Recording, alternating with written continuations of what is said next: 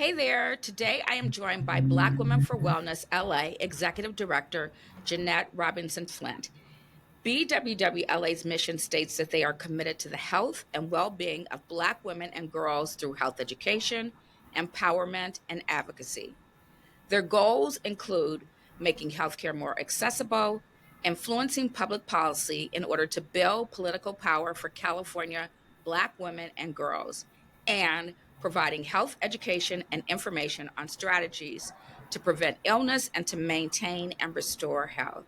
Hey, Janette, how are you? Greetings. I am wonderful and fabulous. It's a sunny day. The weather is perfect, not too hot, not too cold, and I'm glad to be alive.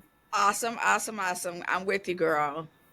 So, Jeanette, I know BWW does a lot of incredible work. And one of the ways that you are doing that work is through your Fierce Auntie campaign, which I have the privilege of supporting. Thank Eh, you. Of course, my pleasure. I was so pleased to be asked to join the Aunties. Mhm. The campaign focuses on reproductive justice.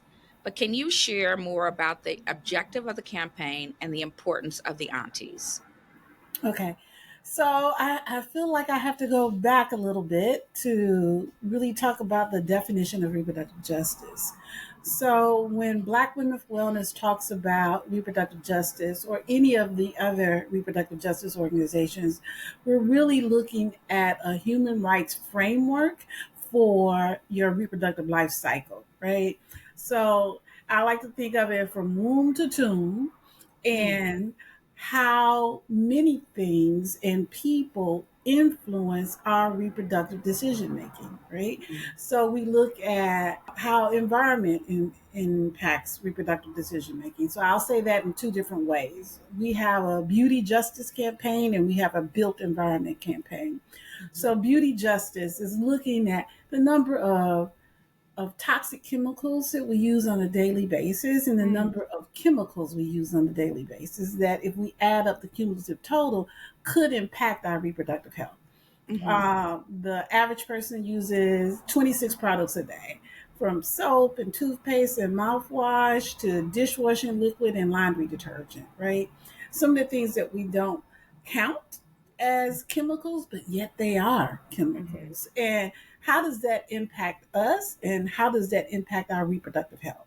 The built environment looks at how water, how plastics impact our reproductive life cycle. That's on the environmental justice side.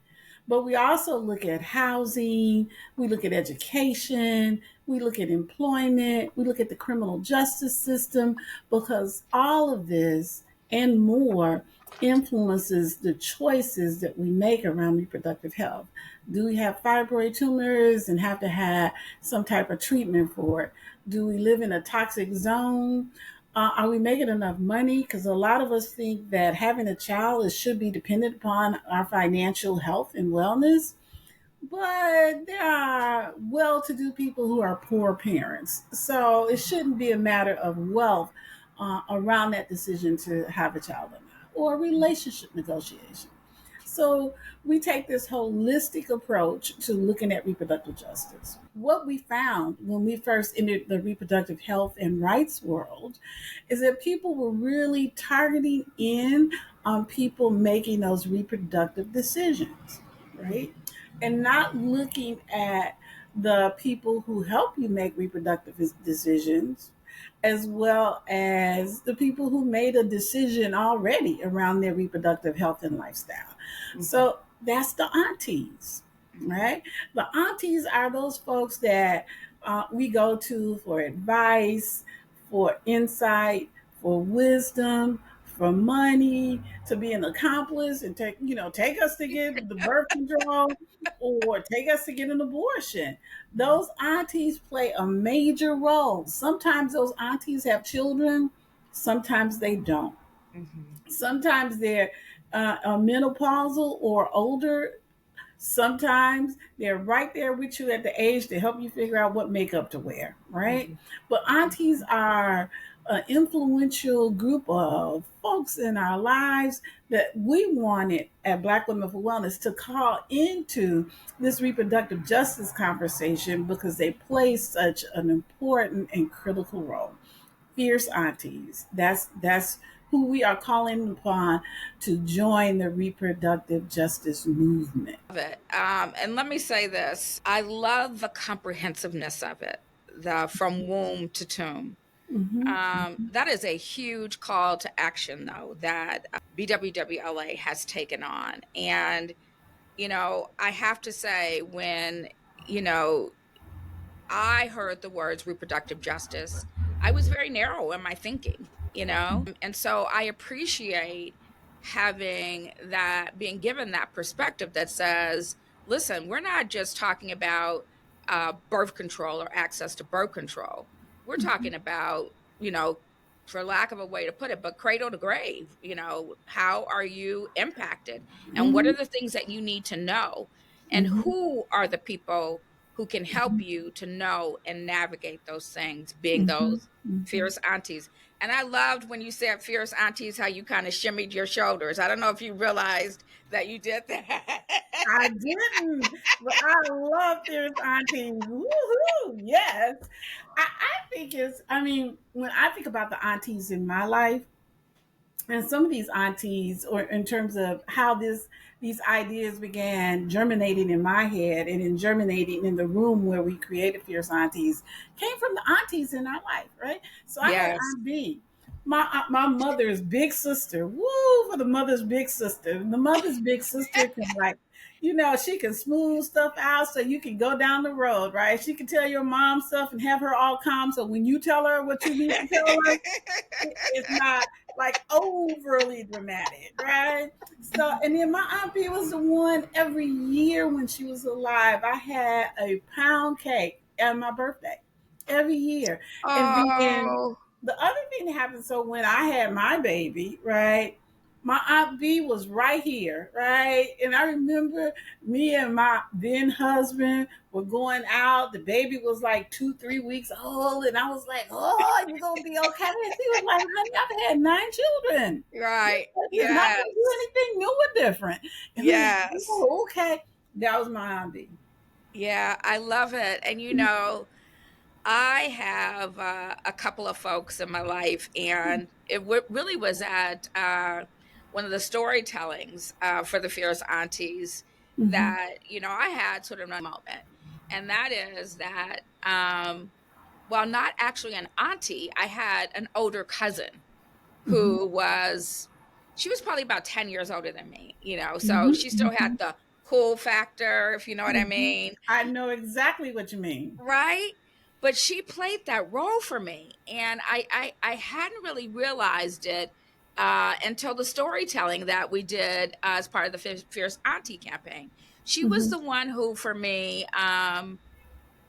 she knew something was up, if you know what I mean. And she was the one who said, "Are you on birth control?" Mm-hmm. Mm-hmm. and What you took me to doing? right, exactly, and took me to get birth control. Be it I was at that time, I lived full time with my father. I was a teenage girl living with a dad who was, I guess, not comfortable having that conversation with me. Mm-hmm. And she peeped and was like, if Mm-hmm. something isn't happening, it will be happening soon. And, made it not a big deal, made it okay, took me where Mm-hmm. I needed to go to be able to take And care of that's the role. myself. And at no point, I think, in our whole implementation and development of this campaign did we say a fierce auntie had to be a blood relationship, right? Right, Because right. we know there are people who call me auntie now, right? Yes. And they are not my brother's children, right? Right, They are right. it's just the role I have played in their life, right? And there Yes. is that cadre of women. Sometimes they're cousins, sometimes they're just the neighborhood auntie who you Yeah. listen, stop being so nosy. Yeah. But they are there and they are influencing and they are factors and they have a lot to contribute to this movement, right? A lot Yes. to contribute to our day-to-day lives. They are the people who take you to get your birth control and pay Yeah. for it if necessary. Right? Absolutely. That's what Pay my for cousin it. did. Yeah. Yeah. So Yeah. and they are the people who you might run into in the club. They are the people who help you with the makeup, right? They're the people you cry Yes. about, that boyfriend because you didn't want to cry to your Yes. parents about it, Yes. right? And that energy, that auntie energy that is in our community needs to be recognized, affirmed, and Yes. organized because we Yes. need all the pumps, all the boots on the ground because this Yes. country is rolling back Yes. every right that women have Unfortunately, ever we had are.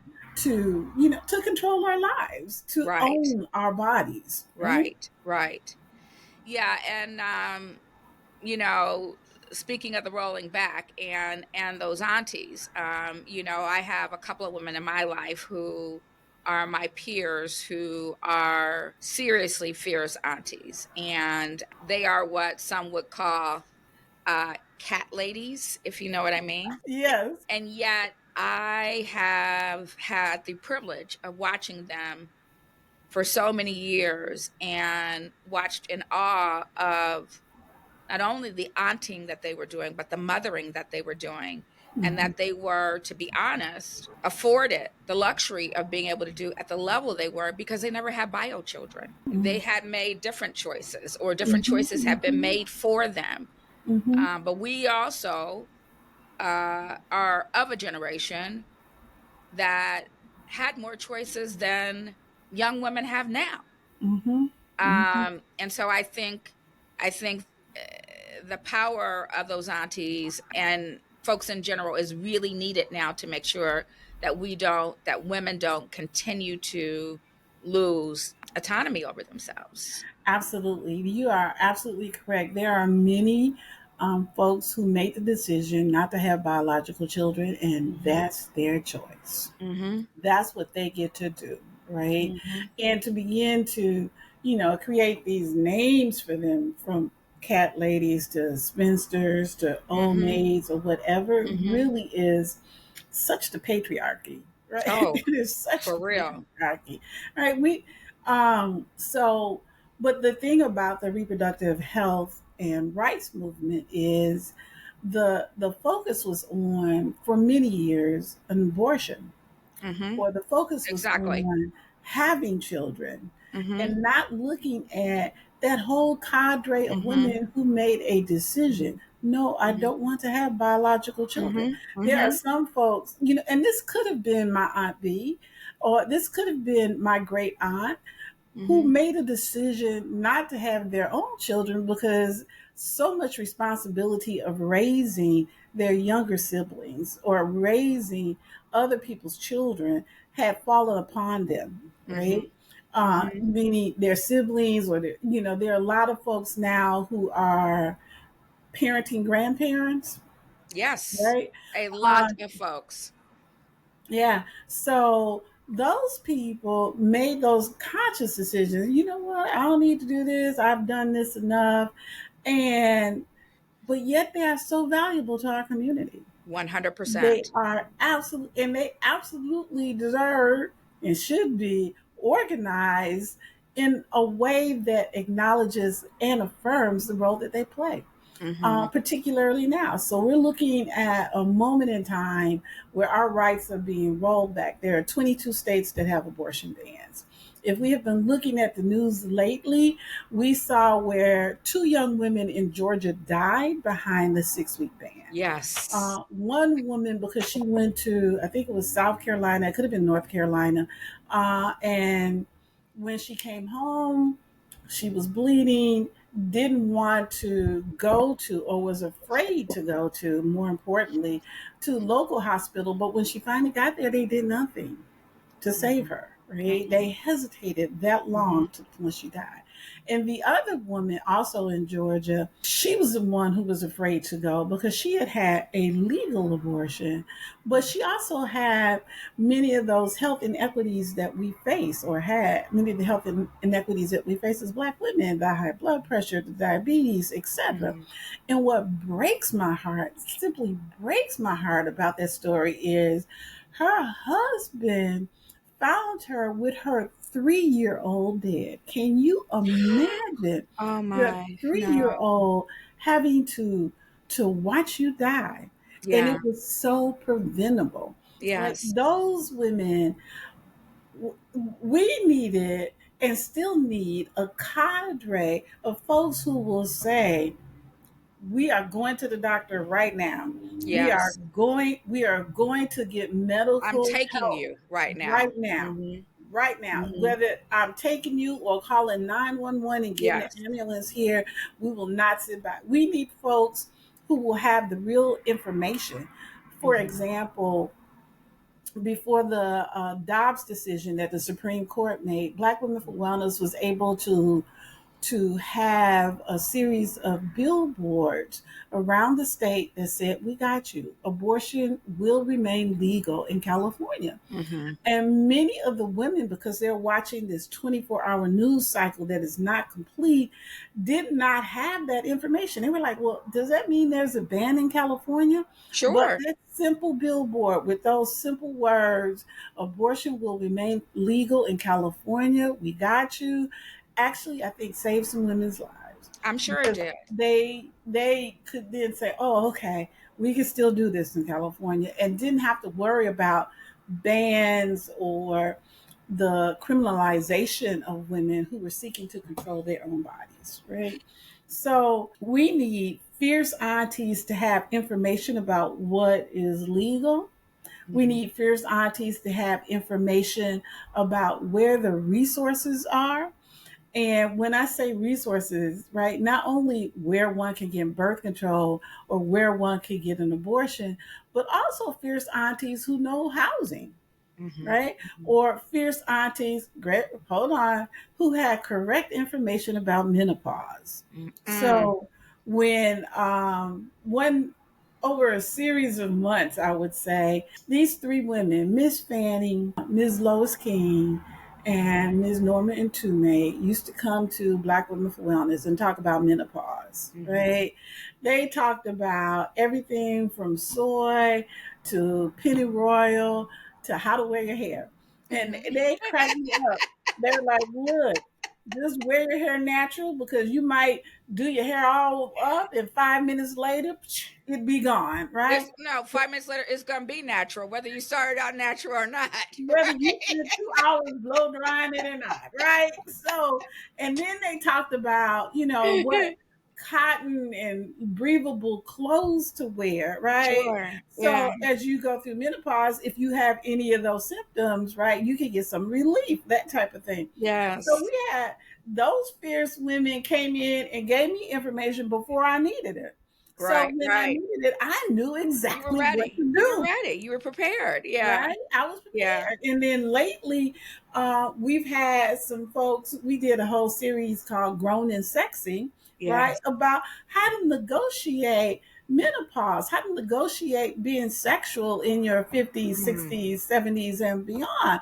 Because you know what? If you're still alive, you can still do that, and we Yes. still have that going on. But Yes. somebody got to tell you, you got to have comprehensive sexuality, sex Right. education, Right. over a lifetime, because your body changes over a lifetime. So when those three fierce aunties were giving me that information that I didn't know I needed at that point in time, Yes. they were also setting the model, right? Because I didn't have enough smarts to ask them, how y'all doing Right. this? How y'all Right. Right. negotiating this, Right. right? Because I wasn't thinking about it. You may not just have been thinking about it, but there's also a lot of times embarrassment and shame, and people won't ask the questions, right? Mm-hmm, And mm-hmm, we need to. I love that BWWLA, and especially with your fierce aunties, are normalizing these conversations as opposed absolutely. to making it, because it almost becomes, I'm thinking about it. You know how we tell teenagers, Do not ask your friends. They don't know. You know, ask Mm-hmm. somebody who's got some real experience and who really knows. And Mm-hmm. so it's these fierce aunties that, like you say, womb to tomb, have Mm-hmm. knowledge and can share Right. that knowledge. I Right. love that. Yeah, and that's what we're trying to do, is to make sure those fierce aunties have the information so they Yeah. can share, and then give them the resources, tools, and strategy to share. Like Yeah. if you have a house party, we having a house party, we got some women in a particular age range. Hey, Yeah. what y'all doing about this? Hey, have you thought Yes, I about love it. menopause? I love it. Oh, what information are you sharing with your teens or your 20 something year olds about sex and sexuality, Yeah. or about housing or education or any of those Yeah. things, right? I wanted to go back to those words, shame and guilt, Mm-hmm. and history, and put in a little Mm-hmm. history. One of the other influencing in factors in coming up with the Fierce Aunties campaign was when that Dobbs decision passed, Mm-hmm. kicking Roe back to the state, and trust that there are other Supreme Court decisions that we need to be concerned about also. But there was a group of women stopped by Black Women for Wellness because they wanted to make a donation. And they wanted to make a donation, and this group of women started because their mothers had died having illegal abortions. Ooh, So we live yes. in an age where we have women whose moms died from illegal Mm-hmm. abortion, because it was not long ago. The Roe decision was in 73. So all those women who were living of childbearing age before 1973, some of them may have had an illegal abortion if they had Mm-hmm. one, because we know from the beginning of time, if women decided they did not want to be pregnant, they found a way, Yes. right? They found a Yes. way. And here's the other thing though about that, one of the things that concerns me so much is, as you said, if women didn't want to be pregnant, they found a way. And there were women who had means and found ways that were less dangerous for them. Mm-hmm. Whereas women who didn't have means, which Mm-hmm. typically were women of color, Mm-hmm.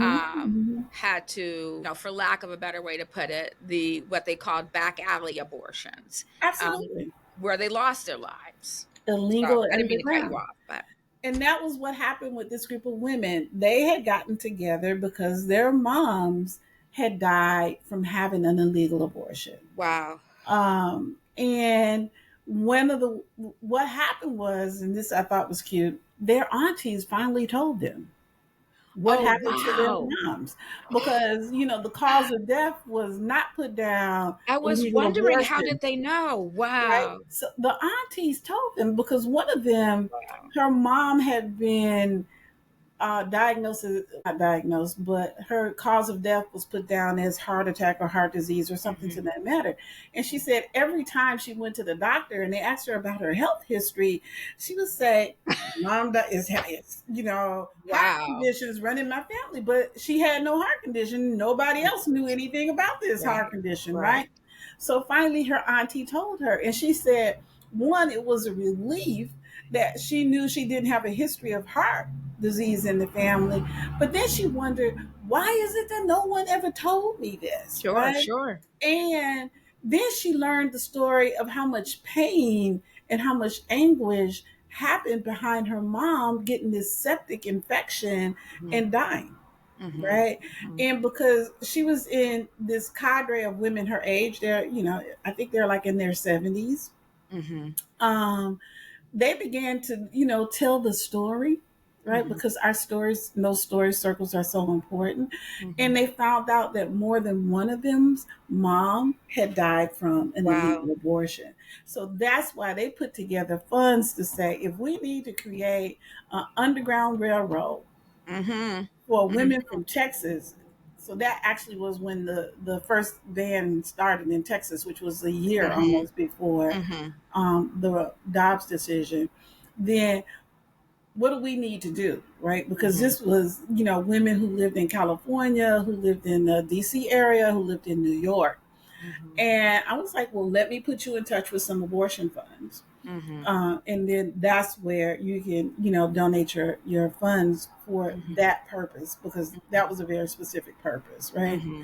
But we still have a cadre of women living who were forced to have illegal abortions. Sure. And you are absolutely correct. There were some safe ways to have abortions and Mm-hmm. some very unsafe ways to have Mm-hmm. abortions. Mm-hmm. I have a friend who told me about a woman who douched with bleach.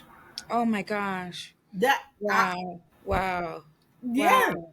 but that's the extent that folks would have went to, Sure. right? Absolutely. In 2024, we have many more options, right? Mm-hmm. The symbol they have with the coat hanger with the cross through it, whew, Mm-hmm. we no longer have to I worry know. about it, right? I know. We and that was another decision around medication abortion that came before the Supreme Court that they kicked down the road, Mm-hmm. Mm-hmm. right? They Mm-hmm. kicked it till after Yes. the election, right? Yeah. So, and then not only the medication abortion, but guess what? The U.S. government controls the mail for the most part. So, if we want to mail someone some abortion bills, we No. have to deal with that. That becomes an issue. Wow. So, we have Plan C, we have Plan B. So, Yeah. Plan B is if you have unprotected sex and you were like, oh no, we had unprotected sex, I might get pregnant, you can go to a pharmacy or drugstore and get Plan B. And Plan you don't B, have to have a prescription, right? you do not need to have a prescription. Plan B is prevention of pregnancies. Mm-hmm. Okay. It will not end the pregnancy, it prevents the pregnancy. Mm-hmm. Now, part of the problem is that Plan B is expensive, but once again, fierce aunties are the folks we are training and sharing knowledge with about where to get it inexpensively, where to get what Plan B does as opposed to Plan C, right? So Mm-hmm. Plan B prevents a pregnancy, Plan C terminates a pregnancy, right? Mm-hmm. So that's what fierce aunties are, because there's so much confusion about the difference between Plan B and Plan C. And then you have the O pill also. I had to throw that in there just because this is just passed. And the O pill is over the counter birth control. So how you can get over the counter birth control, how you can get Plan B, which prevents a pregnancy after unprotected sex, and how you can get Plan C, which terminates a pregnancy. So making sure that that these fierce aunties know that information. But for Plan C, Mm-hmm. no, you don't No. need a prescription, but you do have to. This is where telemedicine, and particularly the pandemic made telemedicine so important and so much more Mm-hmm. accessible. You do Mm-hmm. have to answer a series of questions. You do have to be Mm-hmm. in a particular period of pregnancy. Okay. So yeah. Just those two pieces of information right there are Mhm. so valuable, right? Mhm. The number of folks who I am sure do not know. Maybe people know a little bit more about Plan B, but I'm going to tell you, Plan C was where the storytelling that was done for the Fierce Aunties was where I learned about Plan C. I had never heard of that. I'd never Mhm. heard of it, and I consider myself to be a pretty informed person. I mean, but I Mhm. did not know that there was a pill that you could do, like you say, telemedicine, go to the pharmacy and get a pill that would help to terminate the pregnancy. Mhm. Mhm. So Mhm. I think the importance of the information and the information sharing is so powerful. Mhm. I know we're short on time, but there's just a couple things I really want to go back to. Okay. And I've got to figure out how to articulate this. But you were speaking earlier and you were talking about the women who lost their lives in situations that were preventable related to abortions. One of the things that I find also very disturbing is that the position that we are in now with abortions, some of the care providers in some of these states are very uncomfortable and don't know what they should do, or trying to figure out what they should do legally so that they don't get into any kind of trouble. And I think it's just another example of why we've got to be so fierce in our advocacy for ensuring that women do have autonomy over their bodies. I can comment on that a little bit more. I want to call them the anti-human rights people who are Mm, creating these laws mhm, were very strategic in going after the care providers. mhm, Right? They were very strategic in criminalizing not only the providers but anyone who would help a woman mhm, exercise her autonomy, mhm. exercise her self determination over her body, right? So it did put folks in a difficult position for Mhm, themselves, right? mhm, mhm. Should I help this woman and become Right. criminalized or what? Well, here's some of the consequences of that, right? One of the consequences is, for example, there are people who do not want to move to Texas or Georgia or Mhm, Florida mhm, as a mhm, result. So, mhm, therefore, those people are suffering from teachers who don't want to move there because their children will have less rights than they have had. mhm, mhm. They are suffering from medical students who are who attend medical schools in those states who will not get the information, who will not get the Wow. training that they need to perform these basic healthcare procedures, right? And they are really looking at the impact across health because it's not only reproductive health, right?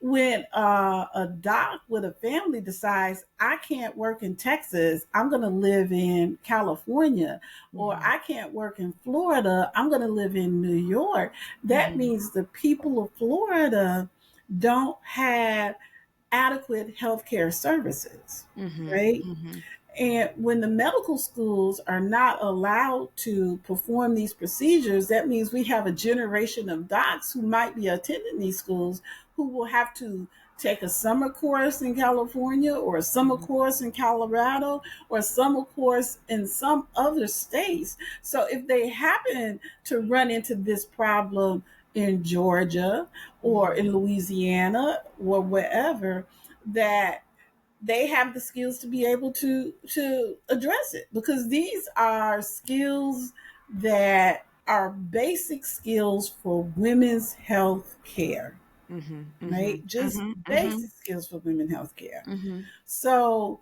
it is really having this ripple effect, and the criminalization of folks trying to help is having a ripple effect also. I mhm, think there are many problems with healthcare delivery and access in the United States of America. And this um, complicates the delivery of adequate healthcare services in the United States. Well, I cannot tell you how much I have enjoyed this conversation, and how much more I have learned from you, Janette. And I could go on and on and on and on and on because you are such a overflowing wealth of knowledge, and your style of sharing is so very, very approachable.